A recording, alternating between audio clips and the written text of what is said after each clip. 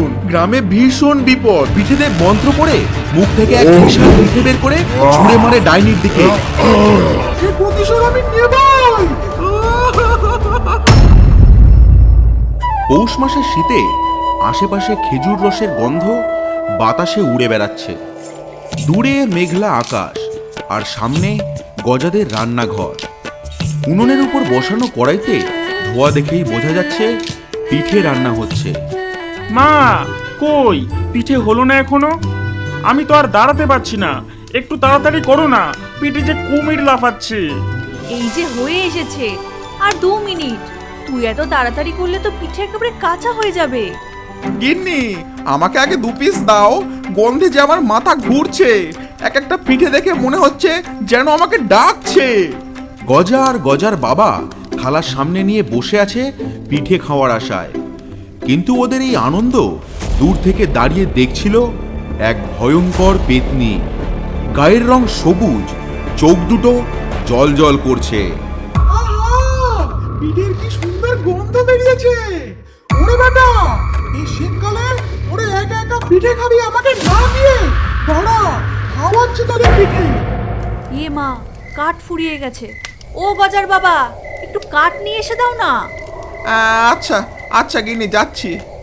গজা, ঘরের ভিতর থেকে একটু গুড়টা নিয়ে আয় তো। ঠিক আছে মা। বাবা ছেলে যেই না বাইরে গেল, পেতনি তখনই সুযোগ বুঝে তার লম্বা হাত বাড়িয়ে পিঠের থালা তুলে নেয়। পেতনির এই চুরির কাণ্ড গজার মা কিচ্ছু টের পেল না।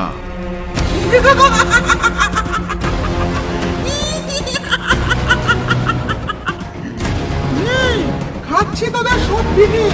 আজ আমি জমিয়ে পিঠে খাবো আর তোরা না খেয়ে মর।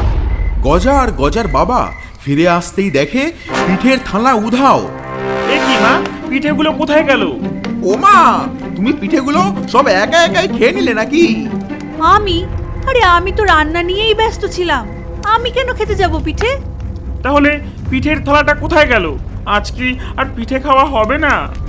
গজাদের পরিবারের সবাই এই কাণ্ড দেখে তো হতবাক। এদিকে চুরি করা পিঠে নিয়ে পেতনি চলে এসেছে শ্মশানে। পেতনির ঘাঁটি, মরা বটগাছের নিচে, ভাঙা চুল্লি আর কুয়াশায় ঢাকা ভয়ানক এলাকা। কি সুন্দর পিঠে, দেখেই তো জিভে জল চলে আসছে। অমৃত, অমৃত। ডাইনি মনের খুশিতে পরপর 4-5টা পিঠে খেয়ে নিল। পিঠে খাওয়ার পরই সে ভাবল, না, এইভাবে পিঠে খেলে তো চলবে না। এই কটা পিঠে তো এক্ষুনি শেষ হয়ে যাবে। বরং এক কাজ করি, আমি এই পিঠে দিয়ে গাছ বানাই। গাছে বড় বড় পিঠে ঝুলবে আর আমি সারা বছর খেতে পারবো। ডাইনি মাটি খুঁড়ে গর্ত করে সেই পিঠেগুলো ঢেলে দেয়। তার উপর জাদুর তরল ঢালে। জাদুর তরলের ফলে মাটি ফুঁড়ে সেখান থেকে বেরিয়ে এলো এক অদ্ভুত গাছ। আর মুহূর্তের মধ্যেই তা বিশাল আকার ধারণ করলো। শাখায় শাখায় ঝুলছে অসংখ্য পিঠে। ছড়া পিঠে, পাটিসাপটা, পুলি পিঠে, গুড়ের পিঠে, দুধের পিঠে, নানা ধরনের পিঠে। এবার আমার পিঠের কোনো অভাব হবে না। কিন্তু কিন্তু এই একটা গাছ দিয়ে আমার হবে না। আমি অসংখ্য গাছ বানাবো, আর এর জন্য প্রতিদিন আরো পিঠে চুরি করতে হবে। সেদিন থেকে শুরু হলো এক অনবরত পিঠে চুরির কাণ্ড। গ্রামের সব ঘর থেকে পিঠে উধাও হতে লাগলো। পিঠে বানানোর আগেই হাওয়া গ্রামবাসীদের মধ্যে রটে গেল গ্রামে এক পিঠে চোর ঘুরছে। শেষমেশ গ্রামবাসীরা অতিষ্ঠ হয়ে এক সভা বসালো গ্রাম প্রধানের বাড়িতে। না না, এ খুব অনাচার হচ্ছে গ্রাম প্রধান মশাই, আপনি এর একটা বিহিত করুন। হ্যাঁ হ্যাঁ, এইভাবে চললে আমরা তো শীতে পিঠেই খেতে পারবো না। হ্যাঁ হ্যাঁ, ঠিক বলেছেন, এর একটা বিচার চাই। সেদিন আমার বউ পুলি পিঠে বানিয়ে রেখেছিল, ফিরে এসে দেখি থালা খালি। বলুন তো এভাবে কি করে চলে? যা পরিস্থিতি পড়েছে, এবার তো মনে হচ্ছে আমাদের পিঠে কিনে খেতে হবে। কিন্তু পিঠে বিক্রি করবে কে? হ্যাঁ হ্যাঁ, এর একটা বিচার চাই। গ্রামবাসীদের আলোচনার মাঝে আড়াল থেকে এই সব কথা শুনছিল সেই পিঠে চোর ডাইনি। আরে বাস, একটা হেভি আইডিয়া এসেছে। ওরা পিঠে পাচ্ছে না, আর আমার কাছে আছে পিঠের গাছ। আমি যদি শ্মশানে পিঠের দোকান দিই তাহলে ব্যাপারটা কিন্তু জমে যাবে। এই গ্রামবাসীরা সবাই আসবে, পিঠে কিনবে, আর আমি তো লাখপতি হয়ে যাব।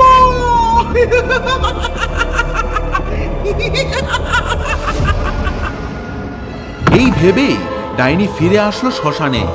তার সাথে কাঠ, দড়ি, হাতুড়ি পেরে দেখতে দেখতে কয়েক মিনিটেই একটি দোকান বানিয়ে ফেললো। দোকানের নাম দিল ডাইনির পিঠে।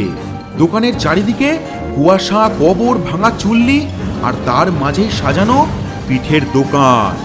ডাইনির পিঠের দোকানে রয়েছে অসংখ্য জাদুকরি পিঠে, সরা পিঠে, পাটিসাপটা, পুলি পিঠে, গুড়ের পিঠে, দুধ পিঠে, আরো নানা ধরনের পিঠে। দোকান তো হলো, এবার প্রচার করতে হবে, না হলে গ্রামবাসীরা আসবে কি করে? ডাইনি গ্রামে পোস্টার লাগাতে চায়। পোস্টারে বড় বড় করে লেখা, বিনামূল্যে পিঠে খান, স্থান হালিশহর শ্মশান। ডাইনির পিঠের খবর গ্রামে ছড়িয়ে পড়তেই হইচই শুরু হয়ে গেল। আরে বাস, বিনামূল্যে পিঠে, চল চল। আরে বাবা, ওই হালিশহর শ্মশানে? ওটা তো ভুতুরে জায়গা। আরে চল না, ফ্রিতে পিঠে পাওয়া যাচ্ছে, একবার খেয়েই আসি। কিছুক্ষণ পর ডাইনির পিঠের দোকানে ভিড় হতে লাগলো। আসুন আসুন, বিনামূল্যে পিঠে, বিনামূল্যে পিঠে, আসুন আসুন।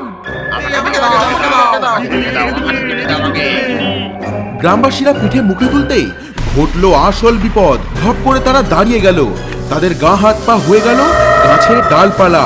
সবাই পরিণত হলো এক একটি আস্ত গাছে। এক একটি গাছে ঝুলছে 10-20টা করে পিঠে। কেউ কেউ পাটিসাপটা গাছ, কেউ কেউ দুধ পিঠে গাছ, আবার কেউ কেউ মালপোয়া গাছে পরিণত হয়ে গেছে।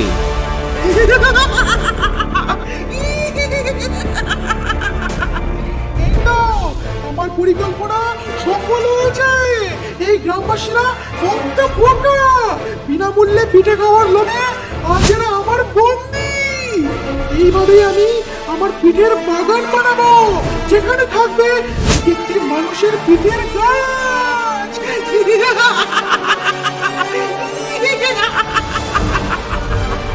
ঠিক তখনই শ্মশানে প্রবেশ করলো গজা, গজার বাবা আর পুরোহিত মশাই। ডাইনির এই অট্টহাসি শুনে তারা ভয় পেয়ে গেল। তাদের চোখের সামনেই দেখতে পেল গ্রামবাসীদের পিঠে খাওয়ার পরিণাম। বাবা, এই মানুষগুলো তো গাছ হয়ে যাচ্ছে। হ্যাঁ রে গজা, তাড়াতাড়ি তাড়াতাড়ি এখান থেকে বেরো, নয়তো এই ডাইনি আমাদেরও বন্দি করবে।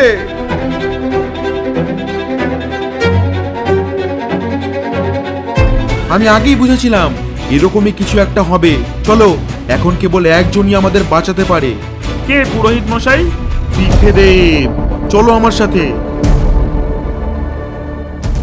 তারা তিনজনে দৌড়ে এক গভীর জঙ্গলে আসে। পুরোহিত মশাই, এখানে এত অন্ধকার কেন? এটাই পিঠে দেবের কাছে যাওয়ার পথ।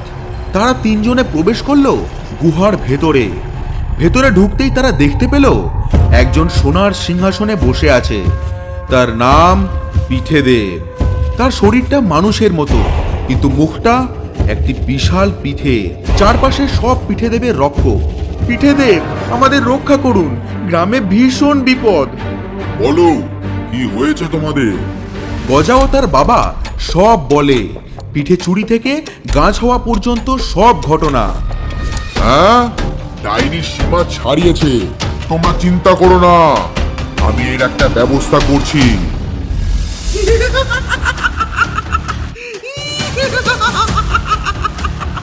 সবাইকে পিঠের গাছ বানিয়ে ছাড়বো, আমি হব পিঠের রানী।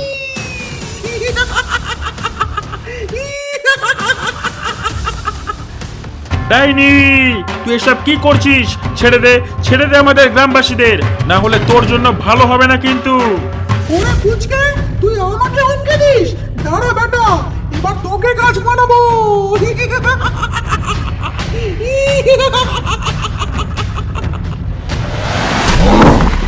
ডাইনি, তুই এই নিষ্পাপ মানুষদের গাছে বেঁধে রাখছিস?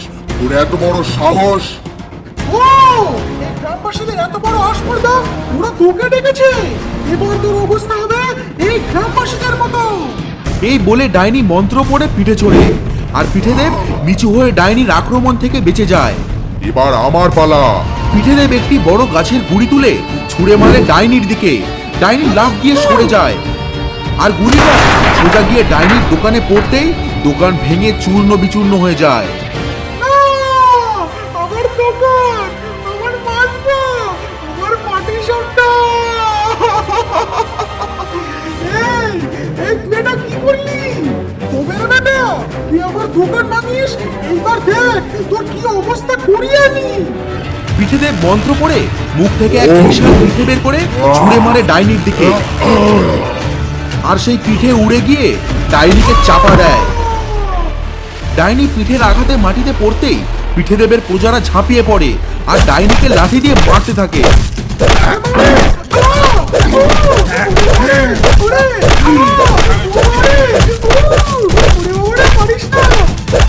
অবশেষে পিঠেদেব গিয়ে ডাইনির গলা চেপে ধরে আর মাটিতে পড়ে থাকা ডাইনিরই পিঠে তুলে ডাইনিকে খাইয়ে দেয়, আর ডাইনি নিজেই নিজের পিঠে খেয়ে পিঠের গাছ হয়ে যায়।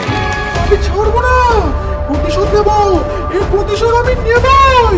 ছাড়বো না, কাউকে ছাড়বো না, পিঠেদেবকে না, এই গ্রামবাসীদের কাউকে ছাড়বো না। ডাইনির কণ্ঠ ধীরে ধীরে মিলিয়ে যায় শীতের কুয়াশায়। সব গ্রামবাসীরা মুক্ত হও তোমরা। সব পিঠে গাছ আবার মানুষে পরিণত হলো।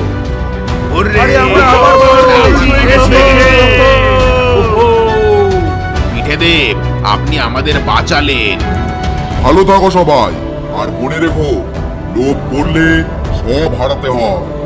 বন্ধুরা, এরকম ভিডিও যদি আরো পেতে চাও তাহলে চ্যানেলটিকে সাবস্ক্রাইব করে বেল আইকনটি প্রেস করে দাও, আর কমেন্ট করে জানাও তোমাদের এই গল্পটি কেমন